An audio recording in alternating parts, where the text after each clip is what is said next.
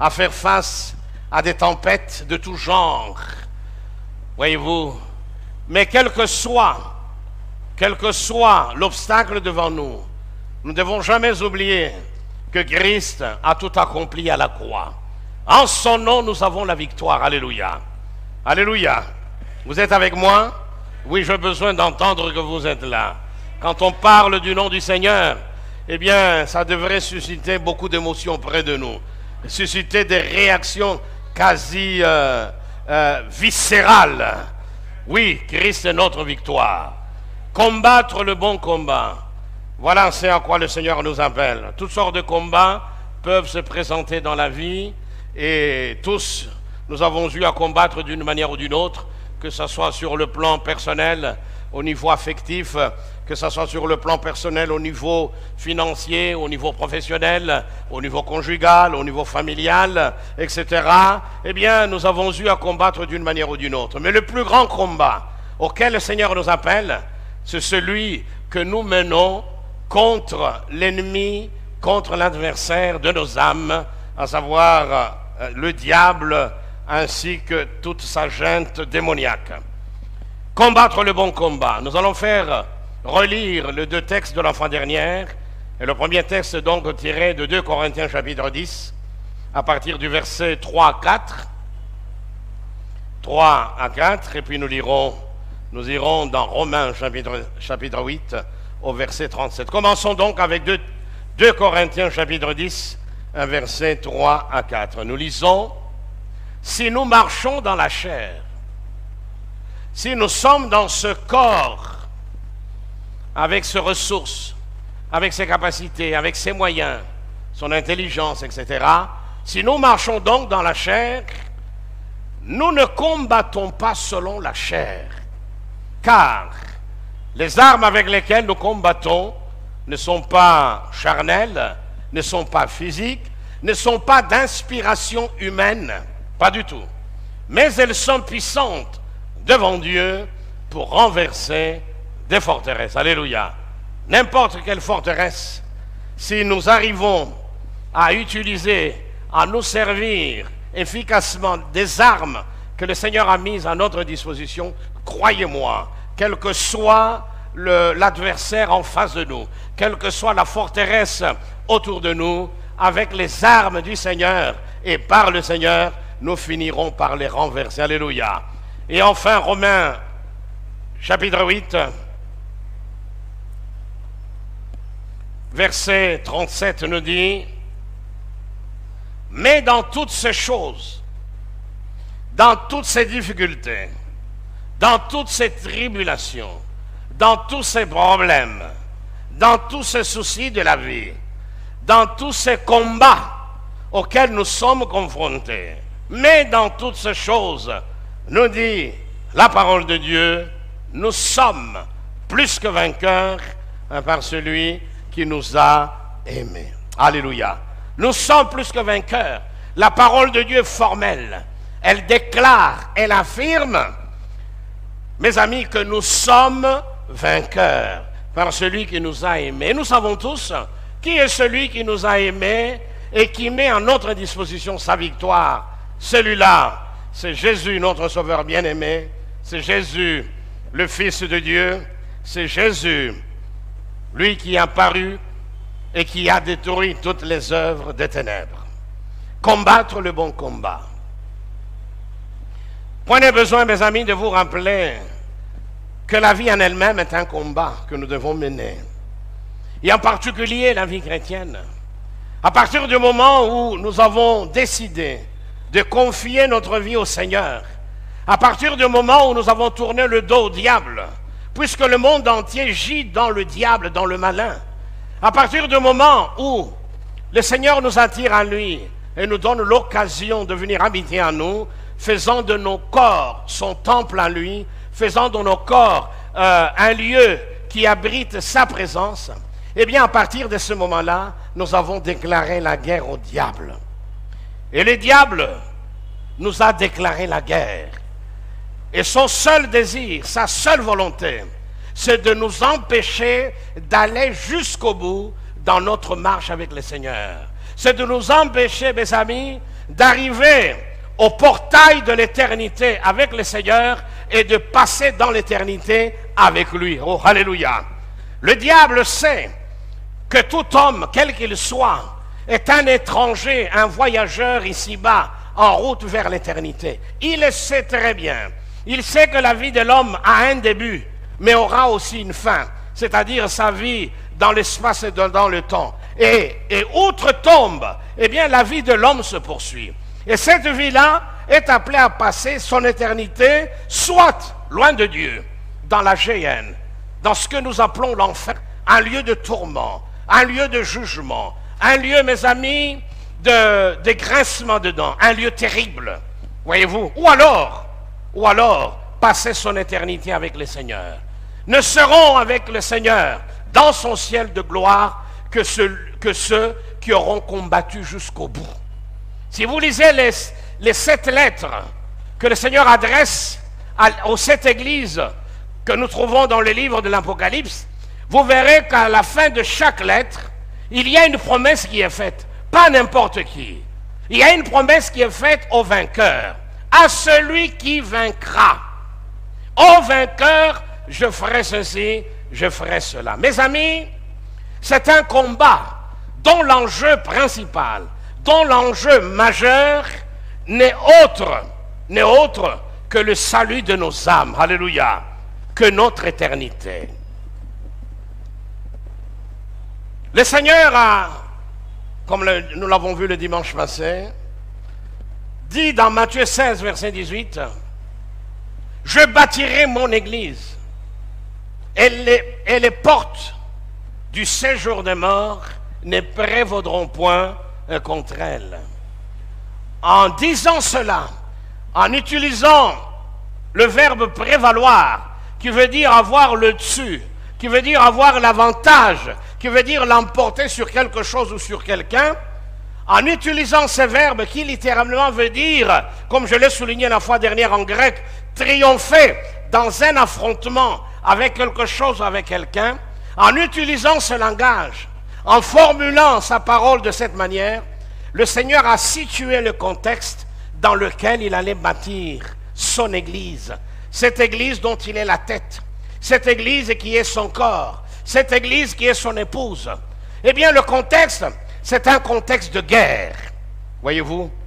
Et il dit, rien, personne, aucune puissance politique, financière, aucune puissance sociétale, aucune puissance spirituelle ne peut prévaloir, même pas les portes du séjour des morts ne peuvent prévaloir, ne prévaudront point contre mon Église. Oh, alléluia, gloire à Dieu. Oui, nous sommes dans un combat. Mais ce qui est formidable, et c'est ça la bonne nouvelle, c'est que nous nous engageons dans un combat dont nous connaissons déjà l'issue. Ce combat a été remporté il y a 2000 ans sur la croix de Golgotha par notre Sauveur bien-aimé, celui qui nous rassemble ce matin dans sa maison, par celui qui habite nos cœurs par son Saint-Esprit. Celui-là, mes amis, a écrasé Satan. Celui-là a dépouillé Satan. Celui-là a écrasé tout l'enfer par sa mort et par sa résurrection. Gloire à Dieu. Et en lui, nous l'avons lu, dans toutes ces choses, nous sommes plus que vainqueurs. Et gloire à Dieu. Et pour nous permettre, mes amis, de demeurer dans cette victoire, pour permettre à chacun de nous d'expérimenter au quotidien, et quel que soit le combat contre lequel il est engagé, quelle que soit la bataille spirituelle, pour permettre, oui, à chacun de nous de triompher, le Seigneur a mis à notre disposition, à la disposition de tout croyant, des armes, une panoplie spirituelle constituée d'une armure et des armes puissantes. Oh, alléluia. Il a mis ça à notre disposition. Et pour pouvoir donc demeurer dans la victoire, non seulement demeurer, mais conquérir des territoires habités par le diable, gagner des vies qui sont sous l'emprise démoniaque, pour pouvoir arriver à ça, il faut que nous sachions quelles sont ces armes et comment les manier. Et très rapidement, nous l'avons vu la fois dernière, c'est que le Seigneur a mis à notre disposition plusieurs armes. Et nous en avons parlé de deux. Les deux principales armes spirituelles que le Seigneur a mises à notre disposition.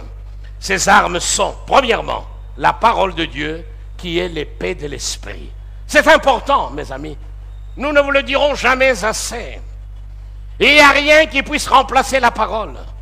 Au lieu de lire la Bible, au lieu de la méditer, au lieu de multiplier des contacts avec la parole de Dieu, beaucoup d'hommes et de femmes dans l'église du Christ préfèrent se tourner vers de soi-disant prophètes, vers de soi-disant visionnaires.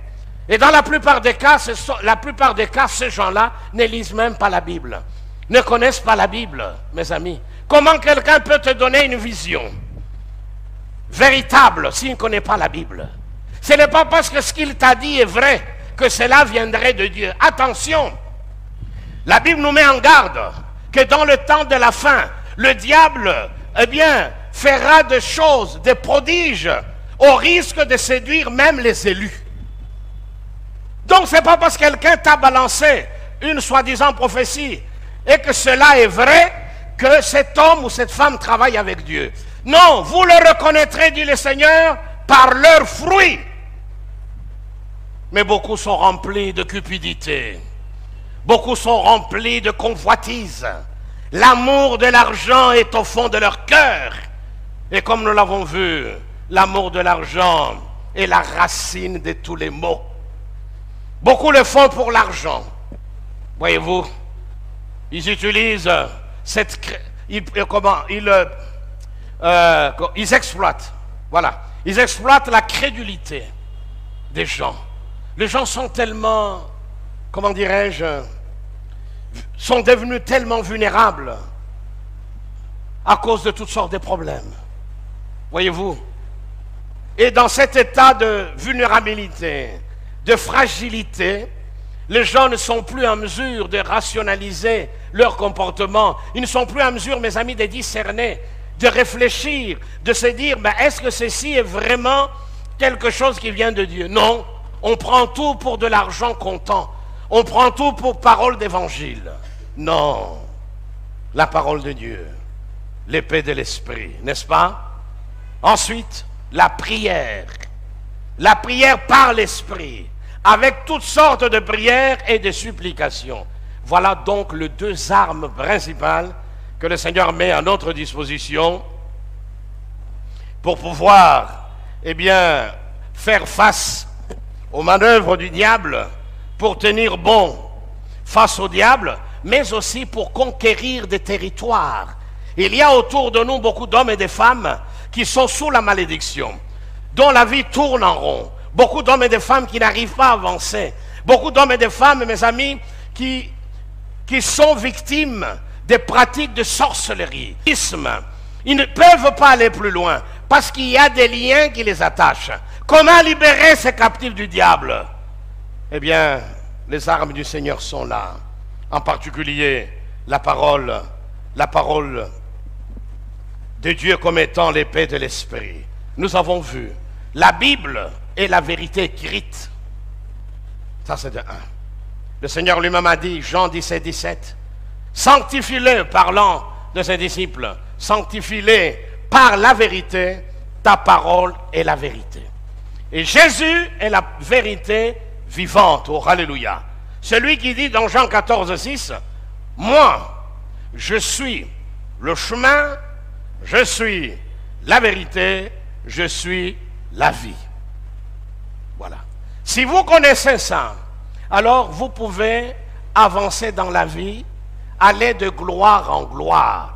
Car la parole de Dieu, comme nous l'avons vu, nous est révélée à la fois comme armure, c'est-à-dire la ceinture, la vérité comme ceinture, mais en même temps la parole de Dieu nous est révélée comme une épée offensive. Pourquoi la ceinture de la vérité?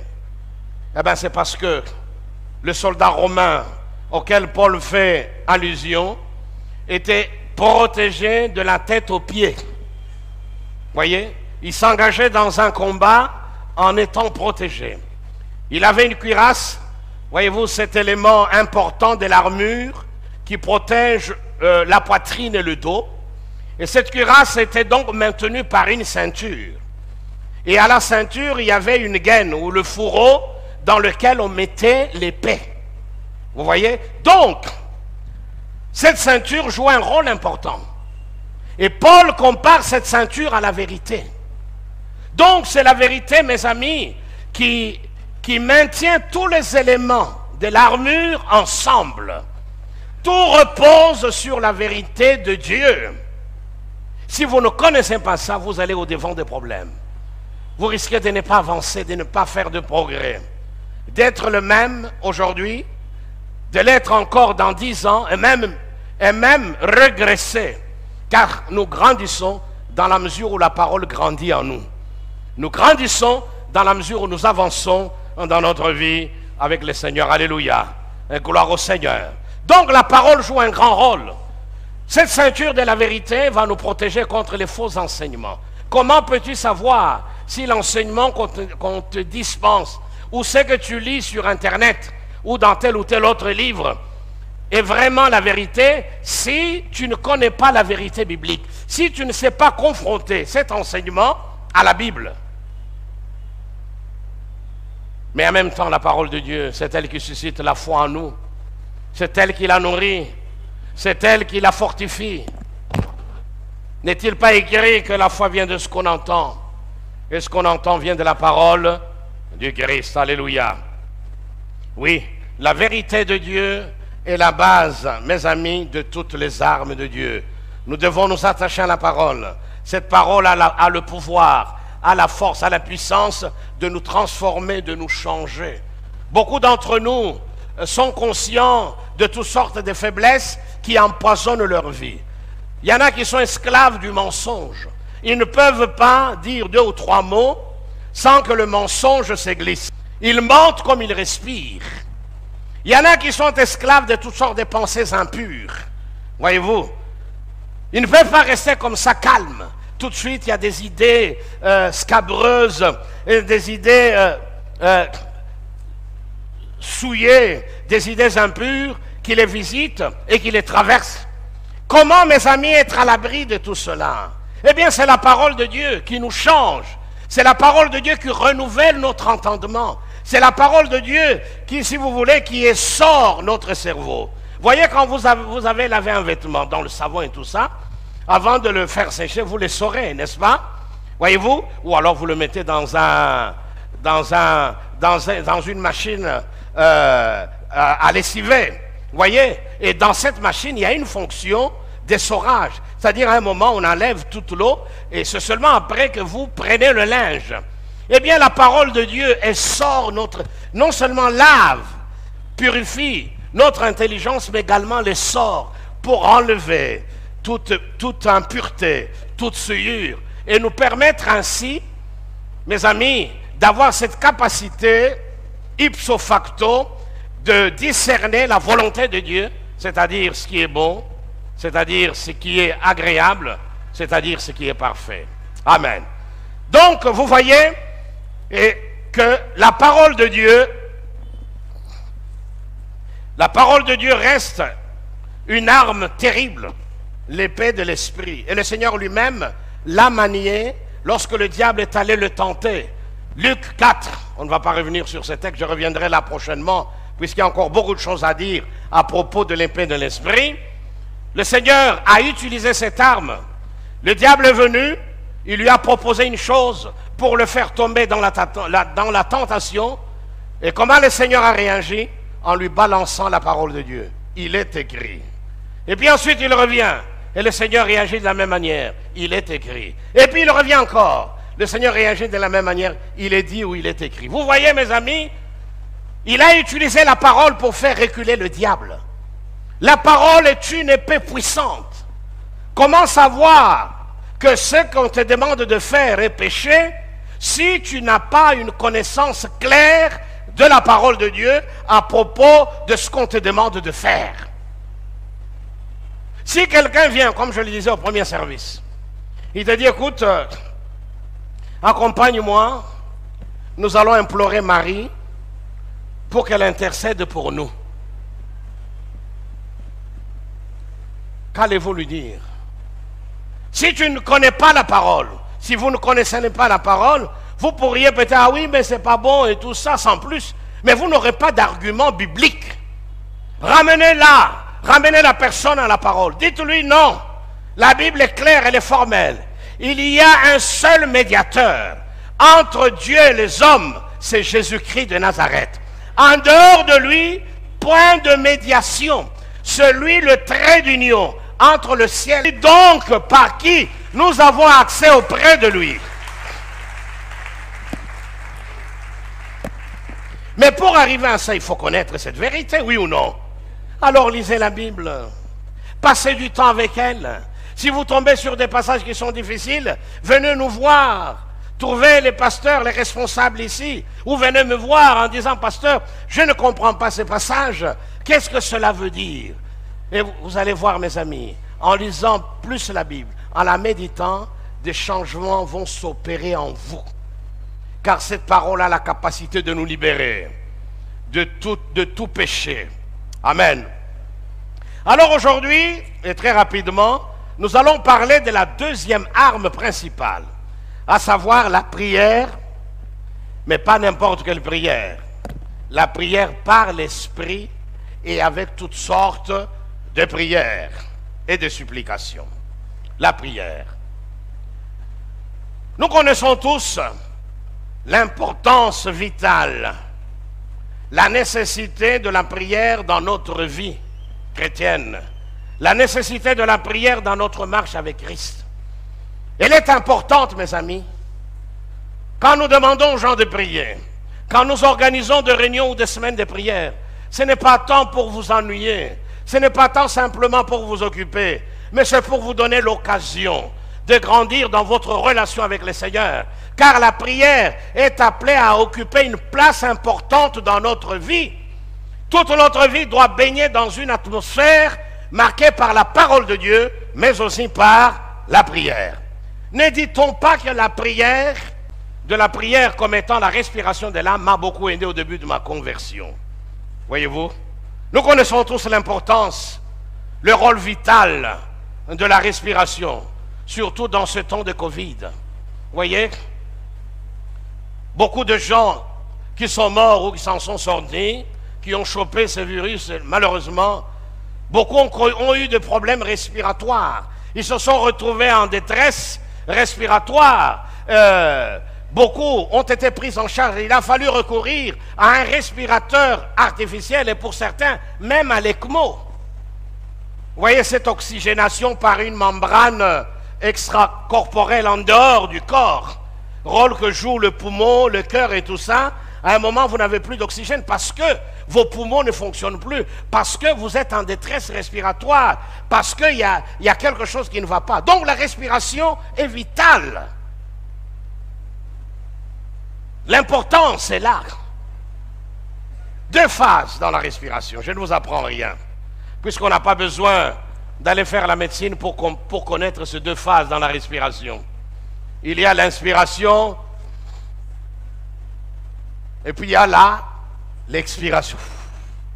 Nous connaissons tous ces deux phases. Hein? C'est important, mes amis. Par l'inspiration, nous absorbons l'air. Avec l'oxygène, tout ça rentre dans le corps par le sang. Il y a un échange d'air avec le sang, etc. Et puis après, nous expirons. Nous rejetons ce gaz-là. Ça rentre comme de l'oxygène, ça sort comme du carbone ou du dioxyde d'oxygène. Donc vous voyez, mes amis, c'est important. S'il y a une défaillance à ce niveau-là, si on n'intervient pas, c'est la mort assurée. N'est-ce pas? Eh bien, il en est de même de notre vie spirituelle. Quand on ne prie plus, eh bien, il y a danger de mort pour notre âme. Voyez-vous, je parle de la vraie prière. La prière par l'esprit. Parce qu'il y en a qui prient en récitant les psaumes. Ah, j'ai des problèmes. L'Éternel est mon berger, je ne manquerai de rien. Il me peut ça oulette. Amen. On prend un psaume. J'ai prié. Non, tu as récité. Cette récitation peut être faite par n'importe qui. Même un athée. Si vous lui donnez le psaume 23, Vous lui demandez de mémoriser, mais il va le mémoriser, non? Oui ou non? Oui, oui. Et si vous lui demandez de le réciter, il va vous le reproduire in extenso. Voyez-vous? Même avec beaucoup de gestuels. L'Éternel est mon berger. Je ne manquerai de rien. Alors qu'il est athée, hein? Nous parlons de la prière par l'Esprit. Gloire à Dieu. La parole de Dieu, l'épée de l'Esprit, la prière par l'Esprit. Autant l'air est indispensable aux poumons, autant la prière l'est à notre âme. Pense à ton bien-être spirituel. Pense à ta vitalité spirituelle. Si tu ne pries plus, eh bien, tu condamnes, tu destines ton âme à la mort. Si tu ne pries plus, eh bien, tu vas t'égarer. Tu vas te retrouver en train de, comme je l'ai dit au premier service, de danser au slow avec le diable. Et pendant que vous dansez au slow avec le diable, il te répète même certains versets. Le Dieu d'Israël est tout-puissant. Toute arme forgée contre toi est sans effet. On a vu des gens voir cette parole, hein, et l'instant après, ils se retrouvaient en train de commettre des choses abominables. Vous voyez? Donc le simple fait de reproduire des versets bibliques ne suffit pas. Hein? Ouais.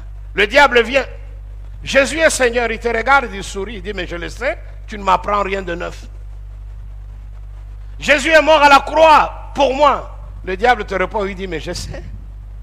Avant même que tu naisses, que tu ne connaisses pas ça, moi je le savais. Vous voyez mes amis, c'est simplement une reproduction automatique, mécanique, comme ça, de versets. Et puis on se dit, mais j'ai invoqué le nom du Seigneur. Non, tu l'as invoqué dans la chair. Le nom de Jésus n'est pas un talisman.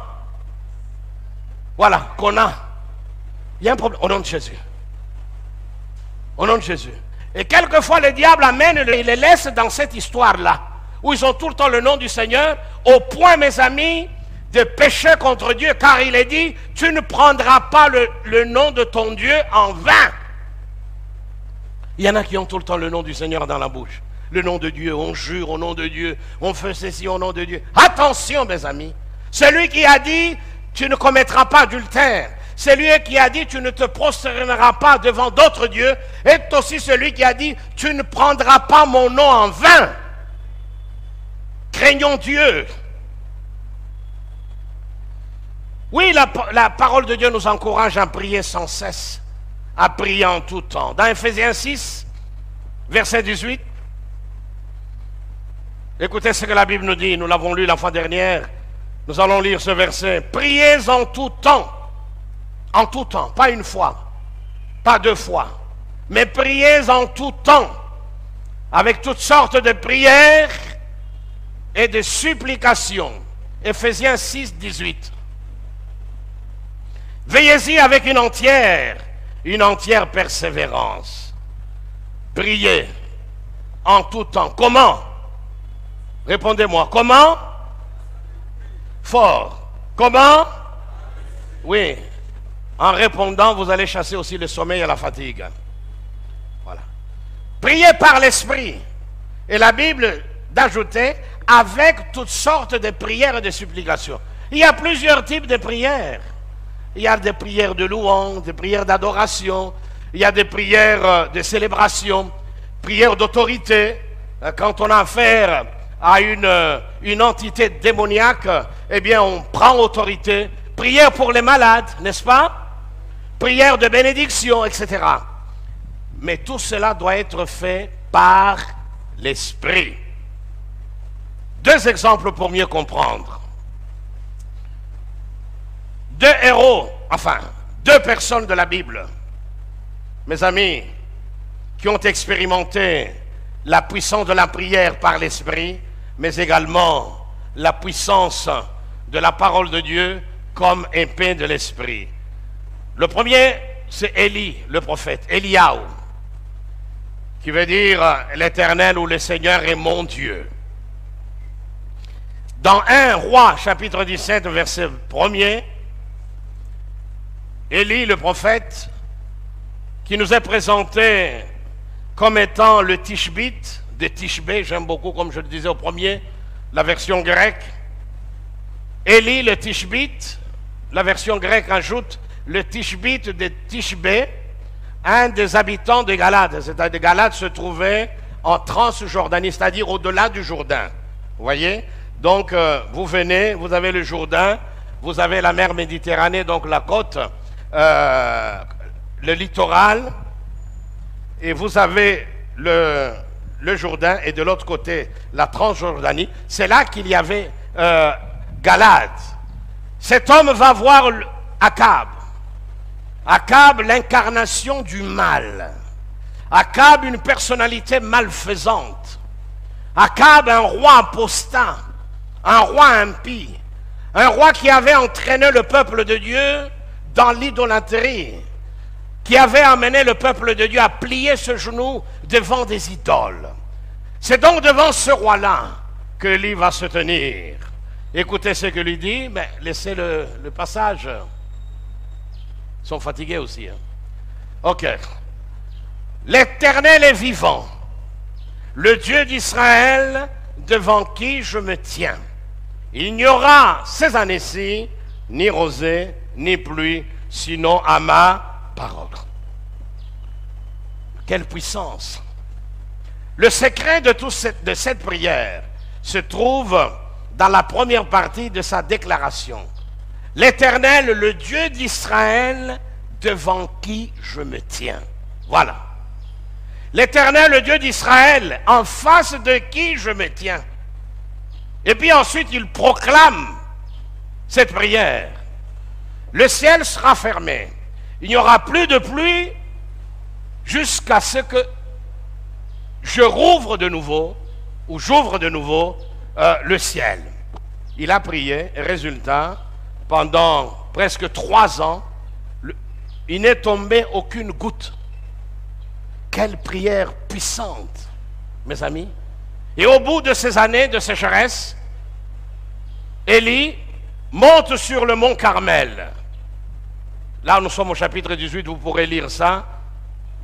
Il monte au mont Carmel, 41-45, chapitre 18 de 1 roi. Et là, il se met de nouveau à prier. Il est devant son Dieu. Il est devant sa face.